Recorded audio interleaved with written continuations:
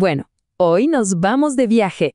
Un viaje a lo más alto de los Andes, para meternos de lleno en los secretos de una de las civilizaciones más increíbles de la historia.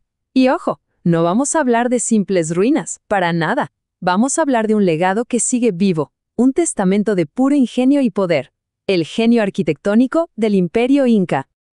Y aquí es donde empieza el gran misterio, ¿no? A ver, ¿cómo es posible, pensemos en esto, sin herramientas de hierro, sin las ruedas, sin tener una escritura como la que conocemos hoy? Y a pesar de todo, los incas levantaron ciudades y fortalezas que han aguantado terremotos, conquistas, siglos de historia. Bueno, pues vamos a intentar descifrar cómo lo hicieron. Para entender cómo construían, primero hay que entender cómo pensaban. Todo se basaba en un plan maestro, una especie de filosofía con 3 pilares que sostenían absolutamente cada una de sus creaciones. Esos pilares son, primero, una ingeniería que, es que era increíblemente avanzada. Su dominio para trabajar la piedra nos deja hasta hoy con la boca abierta. Segundo, una armonía total con la naturaleza. Ellos no llegaban a un lugar y construían encima del paisaje. No, ellos construían con el paisaje, se integraban a él. Y tercero, un simbolismo muy, muy profundo. Cada muro, cada ventana conectaba su mundo, el mundo terrenal, con el cosmos. Ok, nuestro recorrido tiene que empezar en el corazón del imperio, en Cusco. Es aquí donde su arquitectura nos muestra una doble cara del poder, la cara espiritual y la cara militar.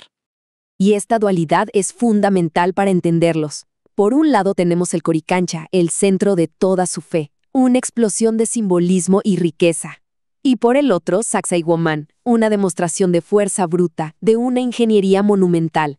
Son como las dos caras de la misma moneda imperial, y ambas estaban diseñadas para impresionar, y sobre todo para durar para siempre. Es que el Coricancha era mucho más que un simple templo. Hay que hacer un esfuerzo e imaginarlo. Sus muros estaban recubiertos por completo con láminas de oro puro que brillaban con el sol de los Andes. Era el punto más sagrado de todo el imperio, dedicado a su dios principal, el sol, Inti. O sea, para ellos era literalmente el centro del universo. Y si el Coricancha era la riqueza espiritual, Sacsayhuamán era una fuerza casi de otro mundo. 120 toneladas. 120. Ese es el peso que tienen algunas de las piedras más grandes de sus muros. Para que nos hagamos una idea, eso es como el peso de casi 20 elefantes juntos. La pregunta que sigue en el aire es, ¿cómo diablos movieron y encajaron esos bloques con esa precisión milimétrica? Es un reto que todavía hoy le quita el sueño a más de un ingeniero. Sacsayhuamán era una verdadera obra maestra de la ingeniería militar. Ese diseño en zigzag que vemos no es un capricho estético, para nada. Era una trampa mortal para cualquiera que intentara atacar. Además, simbolizaba la cabeza del puma, el animal que para ellos representaba el poder en la tierra. Y fue justo aquí donde se luchó una de las últimas y más sangrientas batallas contra los conquistadores. Ahora dejamos la capital, tomamos aire y ascendemos a la joya de la corona, a Machu Picchu. Un retiro real donde el genio inca, literalmente, toca el cielo. Pero es súper importante entender esto. Machu Picchu no era una ciudad cualquiera, era una finca de descanso, un retiro de lujo para el emperador más grande que tuvieron, Pachacútec, y la construyó en un lugar casi imposible. Su ubicación no es un accidente, es toda una declaración de intenciones, una muestra de su dominio sobre el terreno más desafiante que uno pueda imaginar. Y en el corazón de Machu Picchu encontramos una de sus piezas más misteriosas y fascinantes, el Intihuatana. El nombre ya es pura poesía, el lugar donde se amarra el sol. Esto no era una simple escultura, era una herramienta de altísima precisión, un nexo sagrado entre el mundo de los hombres y los cielos.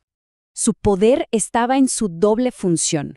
Por un lado, era súper práctico. Les permitía a los incas saber con una exactitud asombrosa cuándo sembrar y cuándo cosechar, algo clave para sobrevivir.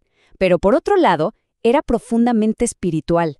Era un altar para canalizar la energía del sol y para celebrar sus rituales más importantes. Pero Ojo, sería un error pensar que toda esta genialidad era exclusiva de Machu Picchu. En realidad, era parte de un ADN arquitectónico que estaba presente a lo largo y ancho de todo el imperio. Y ese ADN se adaptaba de una forma increíble. Por ejemplo, en Ollantaytambo lo vemos en fortalezas que parecen imposibles de conquistar, en Choquequiró, que era incluso más grande que Machu Picchu, en un dominio total de las terrazas de cultivo. Y en Moray, bueno, lo de Moray es algo de otro nivel, un laboratorio agrícola para experimentar con cultivos en diferentes microclimas. ¡Una locura! Ya han pasado 500 años, pero este legado tallado en piedra sigue aquí, más vivo que nunca, y la verdad es que es una fuente de inspiración que parece no tener fin. Es que el legado inca tiene muchas capas. Por un lado, inspira a nuestros ingenieros a pensar en edificios que resistan terremotos. Por otro, nos conecta con una forma de ver el mundo que respeta la naturaleza. Además, está protegido como un tesoro de toda la humanidad y, lo más importante, sigue siendo una parte esencial de la identidad cultural de los pueblos andinos hoy en día. Si tuviéramos que resumirlo todo en una idea, sería esta. Para los incas, construir era un acto sagrado. Era su forma de tejer el mundo humano con el mundo natural y con el cosmos, todo en un solo tapiz perfecto y armonioso. No había ninguna diferencia entre un templo, una montaña o una estrella. Todo era parte de lo mismo. Y al final, después de todo este recorrido, la pregunta que estas piedras nos dejan en el aire es muy poderosa.